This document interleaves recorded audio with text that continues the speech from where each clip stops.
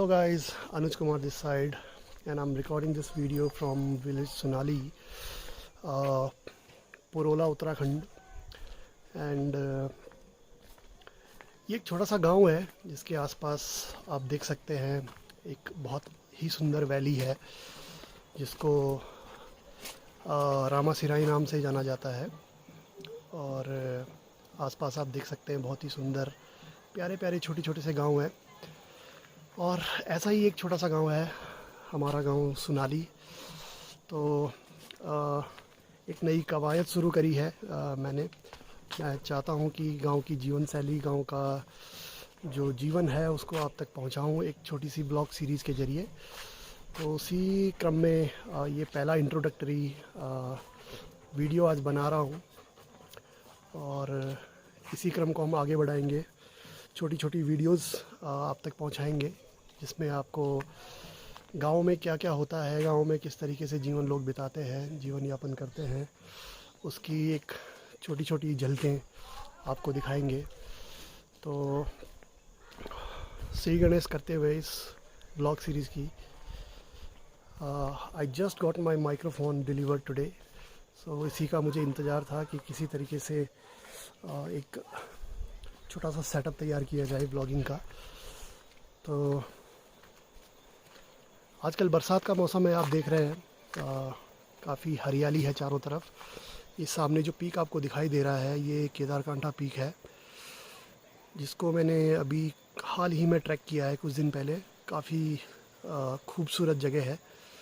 तो होपफुली दोबारा अगर जाना हुआ तो इसका भी व्लॉग बनाऊंगा। सामने आपको दुनगिरी पर्वत दिखाई दे रहा है छोटा सा, जिसके ऊपर एक बोर्डिंग स्कूल है, जवाहर नवोदय विद्यालय।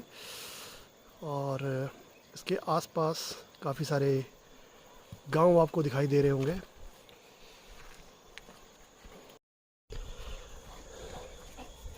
सॉरी गाइस, आपको मेरी सांस की आवाज़ आ रही होगी क्योंकि माइक्रोफोन जस्ट मेरे मुंह के पास इंस्टॉल्ड है, तो थोड़ा ब्रीदिंग की आवाज़ आपको आ रही होगी। ठीक है, तो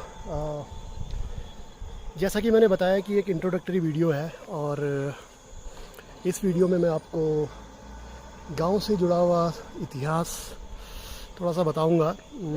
इस गांव के एक ग्लोबल इतिहास है जो इसको मुख्यधारा से जोड़ता है और दूसरा इसका जो रीजनल हिस्ट्री है वो भी मैं आपको थोड़ा सा ब्रीफ करूंगा। ये जो सामने द्रोणगिरी आपको दिखाई दे रहा है इसका जो लोकल नेम है दैट इज़ दुनगिरी, बट जो एक्चुअल नेम है वो द्रोणगिरी है। गिरी का मतलब आप लोग जानते हैं, गिरी का मतलब होता है पर्वत, और द्रोण नाम से इस पर्वत का नाम रखा गया है। सामने एक छोटा सा मंदिर आपको दिखाई देगा, आई डोंट नो ये कैमरे में आ रहा है या नहीं आ रहा है, बट एक छोटा सा स्पॉट आपको ये दिखाई दे रहा होगा, ये है कमलेश्वर मंदिर। और इस मंदिर का जो इतिहास है, ये कहा जाता है किंवदंतियों में कि भगवान राम जब वनवास पर आए थे तो वो हिमालय की सैर करते करते इस इलाके की तरफ भी आए थे, जिसमें ये जो मंदिर जो मैं आपको दिखाने की कोशिश कर रहा हूँ, इस मंदिर का निर्माण रामायण काल से ही बताया जाता है। और एक और कहानी है, एक और लेजेंड है इससे जुड़ी हुई। कहते हैं भगवान लक्ष्मण जब मूर्छित हुए थे तो उनको बचाने के लिए जो संजीवनी बूटी लाए थे हनुमान जी, वो हिमालय से ही लेके आए थे। और उसी बूटी का एक छोटा सा टुकड़ा यहाँ पे बीचों बीच में गिरा था, जो आज द्रोणगिरी के नाम से जाना जाता है, दुनगिरी। क्योंकि आप देख सकते हैं इसकी जो टेरेन है वो भी थोड़ा सा डिफरेंट है। बाकी सारी पहाड़ियाँ जो पर्वत श्रृंखलाएँ आप देख रहे हैं इनसे थोड़ा सा हटकर ये पहाड़ी है। और ये कहा जाता है कि ये यहाँ पर संजीवनी बूटी ले जाते हुए पहाड़ी का एक छोटा सा टुकड़ा जो था वो यहाँ पे गिर गया था और उसी से इस पर्वत की रचना हुई। ये है गांव का अपर व्यू। मैं गांव के सबसे चोटीगत, सबसे ऊपर से जो व्यू दिखता है, यहाँ पे भगवान राम का एक मंदिर है जिसे हम राजा रघुनाथ मंदिर के नाम से जानते हैं। और ये गांव के सबसे सीमावर्ती इलाके पर है। इसके ऊपर आपको जंगल ही जंगल नज़र आएगा, जो कि काफ़ी डिप्लीटेड है। एक समय था जब यहाँ पे काफ़ी जंगल हुआ करता था, लेकिन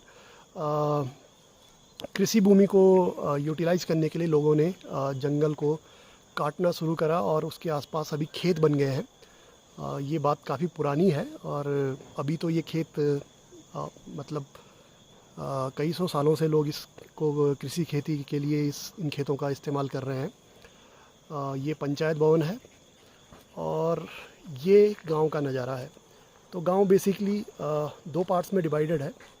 ये बीच वाला एरिया जो आपको दिखाई दे रहा है, यहाँ पे एक पानी का जल स्रोत है जो गांव को दो भागों में विभाजित करता है, जिसको हमारी गढ़वाली भाषा में कहते हैं पालेगांव और आलेगांव बेसिकली। तो ये पालेगांव है जहाँ पे ज़्यादातर आपको ये लकड़ी के मकान दिखाई दे रहे हैं। एक ज़माना था जब ये सारे मकान लकड़ी के हुआ करते थे, लेकिन अभी जैसे जैसे मॉडर्नाइजेशन हो रहा है ये कंक्रीट के मकान बनने शुरू हो गए हैं। लेकिन फिर भी एक ट्रेडिशन के तौर पर लोग लकड़ी के मकान बनाना उचित समझते हैं। और ये जो टिन शेड जो आपको दिखाई दे रहे हैं, ये भी एक नया चलन अभी शुरू हुआ है कि लोग कंक्रीट के मकानों के ऊपर टिन शेड बनाना शुरू कर रहे हैं, जैसा कि मैंने खुद करा है। सामने ये जो छोटा सा ग्रीन कलर की जो टिन शेड आपको दिख रही है, ये मेरा घर है। इसके नीचे का जो ग्राउंड फ्लोर है वो पूरा कंक्रीट से बना है, लेकिन ऊपर आपको टिन शेड नज़र आएगा। और ये हमारे गांव की विरासत, जैसे कि पुराने मकान हुआ करते थे जिनको अमेली बोला करते थे, ये सामने आपको दिखाई दे रहा है। ये जो नज़दीक है ये वाला रिहायशी मकान है रहने के लिए, लेकिन सामने जो दूसरा आपको नज़र आ रहा है इसको हम कुठार बोलते हैं। और ये जनरली भंडारण के लिए यूज़ होता है, इस्तेमाल होता है। भंडारण एज इन स्टोरेज के लिए यूज़ होता है, जिसमें गांव के किसानों की जो भी फसलें होती ओके, जैसे कि मैं आपको बता रहा था कि ये भंडारण के लिए यूज़ होता है। इनको बेसिकली कोठार बोलते हैं और ये स्टोरेज यूनिट्स होती हैं। इनके अंदर किसानों की जो फसलें होती थी उनको भंडारित या स्टोर किया जाता था। हालांकि अब ये इतनी ज़्यादा यूज़ में नहीं है, फिर भी लोग इसमें अपने अतिरिक्त सामान को स्टोर करते हैं। और ये हिस्सा जो गांव का आप देख रहे हैं, ये गांव का आलेगांव है, मतलब गांव का दूसरा हिस्सा जहाँ पे मेरा मकान है, ये सामने आप देख रहे हैं। तो इस हिस्से में अभी पुरानी जो परंपरा चली आ रही है, हालांकि अब वैसा माहौल नहीं रहा जैसे पहले था, लेकिन ज़्यादातर इस हिस्से में शेड्यूल्ड कास्ट, अनुसूचित जाति के लोग रहते हैं। और ये जो दूसरा हिस्सा मैंने आपको बताया, यहाँ पे ओबीसी, अदर बैकवर्ड क्लासेस के लोग रहते हैं। वैसे तो पूरी ही वैली में जो जातिगत वो है वो जनजातीय है बेसिकली। हम लोग पहाड़ी हैं सारे, लेकिन पहाड़ियों में भी आपको पता होगा या नहीं पता तो मैं बता देता हूँ कि बहुत सारी कास्ट सिस्टम जो पहले से एक स्टैब्लिश्ड है वो बना हुआ है, और जो धीरे धीरे अभी ख़त्म हो रहा है। अच्छी बात है, ख़त्म होना भी चाहिए। लोगों का घुलना मिलना बहुत ज़रूरी है। हमारे गांव में वैसा कुछ ज़्यादा कुछ है नहीं, लेकिन फिर भी ये जो पुराने मकान बने हुए हैं ये उसी को दृष्टिगत बने हुए हैं। ज़्यादातर लोग जो एक कम्युनिटी के हैं वो एक साथ रहना पसंद करते हैं, और जो दूसरी कम्युनिटी के हैं वो दूसरी ओर रहते हैं। अभी हम ये मेरा छोटा सा कुत्ता है, इसका नाम टाइसन रखा हुआ है, बट इसकी हरकतें जो है वो माइक टाइसन वाली नहीं है। जनरली ये छोटे छोटे कुत्तों से डर जाता है, घर पे पाला है हमने बड़े लाड प्यार से। एनीवे, जैसा कि आप देख रहे हैं ये गांव की खेती वाली भूमि है। इसको जनरली गढ़वाली भाषा में सेर नाम से बुलाया जाता है। तो ये गांव की सेर है, जहाँ पे आपको ये मंडुए की फसल आपको दिख रही है अभी आजकल। मंडुआ जो लोग नहीं जानते, बेसिकली जो कुट्टों का आटा होता है वो इसी जो फली आपको दिख रही है इसी फली से पीस कर बनाया जाता है। और ये हमारे गांव का मुख्य मंदिर, भगवान श्री राम को समर्पित। ऐसे गांव में 3-4 मंदिर और हैं, बट ये सबसे मेन मंदिर है जहाँ पे जनरली जो पूजा के कार्यक्रम होते हैं वो संपन्न किए जाते हैं। ये एक वेल इस्टेब्लिश्ड गांव है जहाँ पे ऑलमोस्ट आपको सभी प्रकार की सुविधाएं मिल जाती हैं, जैसे मॉडर्न स्कूल्स। ये सामने जो आप देख रहे हैं ये प्राइमरी स्कूल है जिसका मैं आपको टूर कराऊंगा अभी, और सामने ये जूनियर हाई स्कूल है। और हायर एजुकेशन के लिए अगर जूनियर हाई स्कूल से ऊपर की एजुकेशन अगर बच्चों को दिलानी है तो उसके लिए गांव के आसपास ही आपको इंटर कॉलेजेस मिल जाते हैं। जैसे सामने ये आपको दिख रहा है, ये जो बिल्डिंग दिख रही है ये राजकीय इंटर कॉलेज मोल्टाड़ी है, जो कि इस गांव का पोस्ट ऑफिस भी है। तो एक छोटा सा गांव है मोल्टाड़ी, यहाँ पे आपको इंटर कॉलेज मिल जाएगा। और जैसा कि मैंने बताया उसके अलावा बोर्डिंग स्कूल भी है, जवाहर नवोदय विद्यालय, ये यहाँ पे आपको देखने को मिल जाएगा। तो गांव में वो सभी सुविधाएं हैं जो एक मॉडर्न गांव में होती हैं। इंफ्रास्ट्रक्चर अच्छा है, सड़कें हैं और पास में ही नदी है। गांव में लोग भी प्रॉस्पर कर रहे हैं, लाइफस्टाइल काफ़ी अच्छा हो गया है लोगों का। पक्के घर आपको दिखाई देंगे, उसके अलावा लोगों के पास उनकी आजीविका के साधन हैं। हालांकि कहते हैं पहाड़ों में ज़्यादा रोज़गार होता नहीं है, लेकिन यहाँ के जो लोकल बिजनेसेस हैं वो काफ़ी फल फूल रहे हैं। और एक टाइम पर जो कहा जाता था कि पहाड़ों से पलायन बहुत हो रहा है, तो वो भी मैंने पिछले एक 3-4 सालों 5 सालों में इतना ज़्यादा नहीं देखा है। लोग खेती भी कर रहे हैं, हालांकि शौकिया खेती करते हैं, इतना व्यापारिक लेवल की खेती तो नहीं होती है, लेकिन शौकिया खेती करते हैं ताकि हमारी परंपराओं को जीवित रखा जाए किसी तरीके से। उसके अलावा मैं आपको बताता चलूँ, ये इस वैली की जो खासियत है वो है यहाँ पे जो आप देख रहे हैं अभी सामने जो खेत हैं, इन खेतों में पीले पीले कलर की जो ये आपको दिख रहा है पूरे पीले पड़े हैं, ये दरअसल अभी धान की खेती जो होती है, धान की फसल पकने को आ गई है। और ये पीलापन जो आपको दिख रहा है ये उसी का है। धान काटने का समय आने वाला है, अभी आया नहीं है लेकिन आने वाला है। फसल ऑलमोस्ट तैयार हो चुकी है। इसके अलावा यहाँ के धान की एक जो खासियत है, यहाँ का धान कलर रंग में लाल होता है और which is rich in nutritions. जैसे आपने ब्राउन राइस के बारे में सुना होगा, तो उसी क्वालिटी का एक राइस होता है जिसको हम चड़ धान बोलते हैं। तो वो यहाँ की स्पेशलिटी है इस वैली की। ये धान केवल और केवल इस वैली में पाया जाता है, पुरोला वैली में। इसके अलावा आपको उत्तराखंड के किसी भी हिस्से में इस तरीके का धान शायद ही मिलेगा और इसकी डिमांड काफ़ी होती है। ये जो रूट आप सामने देख रहे हैं, ये सड़क ये सीधा हिमाचल को जोड़ती है हमारे गांव को। और यहाँ से शिमला की दूरी ऑलमोस्ट 185 किलोमीटर्स है। और जो उत्तराखंड की राजधानी देहरादून है, देहरादून भी यही रोड जाता है डायरेक्टली, और देहरादून की दूरी ऑलमोस्ट 160 किलोमीटर है। तो दोनों साइड शिमला जो कि हिमाचल में है और देहरादून जो कि उत्तराखंड में है, दो मुख्य शहर दोनों से इक्वी डिस्टेंट है, बराबर है दोनों साइड दूरी। और यही ट्रैक आपको एक पॉपुलर जगह है आगे हरकीदून, वहाँ पे भी लेके जाता है। तो उत्तराखंड के जो मुख्य धाम है जैसे यमुनोत्री हो गया, तो यही रूट यमुनोत्री से भी कनेक्ट करता है उत्तरकाशी होते हुए। यमुनोत्री से यहाँ की दूरी ऑलमोस्ट 60 to 70 किलोमीटर्स होगी, जो कि ज़्यादा दूर नहीं है। तो ऑलमोस्ट हम ग्लेशियर के पास में ही रहते हैं। बट यहाँ का जो लोकल क्लाइमेट है वो उसको बोल सकते हैं कि वो सेमी ज़्यादा ठंडा नहीं है, ज़्यादा गर्म भी नहीं है। बट गर्मियों में यहाँ पे ठीक ठाक गर्मी पड़ जाती है। टेम्परेचर आप देख सकते हैं ऑलमोस्ट 30, 35, 36, 37 तक चला जाता है, लेकिन उससे ज़्यादा मैंने आज तक कभी नोटिस नहीं किया।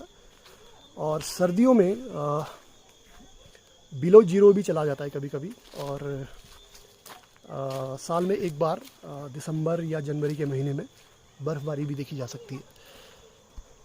तो अभी मैंने आपको गांव का मुख्य मंदिर दिखाया जो कि भगवान राम के वो समर्पित है, लेकिन उसके अलावा एक और मंदिर है जहाँ पे जनरली हमारे जितने भी गांव के सांस्कृतिक प्रोग्राम, सांस्कृतिक कार्यक्रम होते हैं, पूजा, सांस्कृतिक पूजाएं और रीति रिवाजों से संबंधित जितने भी कल्चरल एक्टिविटीज़ होती हैं, वो सारी एक और मंदिर है सामने जो आप देख रहे हैं, ये माँ भगवती का मंदिर है। इसके सामने एक छोटा सा ग्राउंड है जिस पे आप देख रहे हैं कि ये पार्किंग टाइल्स लगे हुए हैं। तो इसको हम थाती बोलते हैं। थाती का मतलब होता है एक ऐसा प्लेस जहाँ पे सोशल गैदरिंग होती है गांव वालों की। तो यहाँ पे लोग इकट्ठा होकर जो सभी प्रकार के सांस्कृतिक क्रियाएं हैं, कोई पूजा हो या फिर किसी तरीके का भंडारा या फिर कोई और तरीके का कार्यक्रम, वो सब यहीं पे संपन्न होते हैं, जो कि मेरे घर के जस्ट सामने है। ये मेरा घर है और ये थाती है। तो थाती का पास होना मेरे लिए एडवांटेज भी है और डिसएडवांटेज भी है। एडवांटेज ये है कि मुझे घर बैठे सारे कार्यक्रम देखने को मिल जाते हैं, लेकिन डिसएडवांटेज ये है कि किसी कार्यक्रम में मैं अगर इंटरेस्टेड नहीं हूँ तो वो भी मुझे मजबूरन बैठ के देखना या सुनना पड़ता है। तो गांव में रहने का एक अलग आनंद है। मैं वैसे पेशे से एक सॉफ्टवेयर इंजीनियर हूँ, लेकिन कोविड महाराज की कृपा से पिछले 2 साल से पिछले 2 या 2.5 साल से घर बैठकर वर्क फ्रॉम होम कर रहा हूँ। तो गांव में रहने का भी एक अलग मज़ा है, जो कि अगर कोविड नहीं होता तो शायद मुझे नहीं पता चलता कि गांव में रहने का कैसा आनंद होता है। मेरा जन्म इसी गांव में हुआ था, लेकिन जन्म के मतलब इनिशियल जो पढ़ाई हुई थी वो यहीं इसी गांव में हुई थी। इसे जो मैं आपको दिखा रहा था पंचायत भवन, यहाँ पे एक छोटा सा स्कूल हुआ करता था पहले, जो कि अब नहीं है। अनफॉर्चुनेटली वो स्कूल बंद हो चुका है। लेकिन यहाँ पे मेरी जो इनिशियल एलिमेंट्री एजुकेशन है वो कंप्लीट हुई थी। उसके बाद से ही चूँकि पापा का जॉब बाहर था तो पापा के साथ रहने हम बाहर चले गए थे, और फिर हायर एजुकेशन के लिए देहरादून शिफ्ट होना पड़ा। उसके बाद जॉब के लिए डिफरेंट सिटीज़, बेंगलोर, चंडीगढ़, दिल्ली जाना पड़ा। लेकिन पिछले 2 साल से गांव में हूँ और गांव की जीवन शैली का आनंद उठा रहा हूँ। तो ये इंट्रोडक्टरी वीडियो था। इस वीडियो को यहीं ख़त्म करते हैं और आगे मिलेंगे आपसे।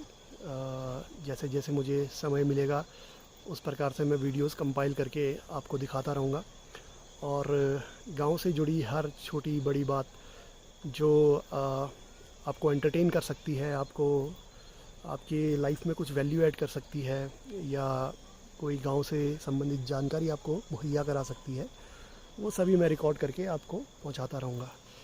Thank you. See you.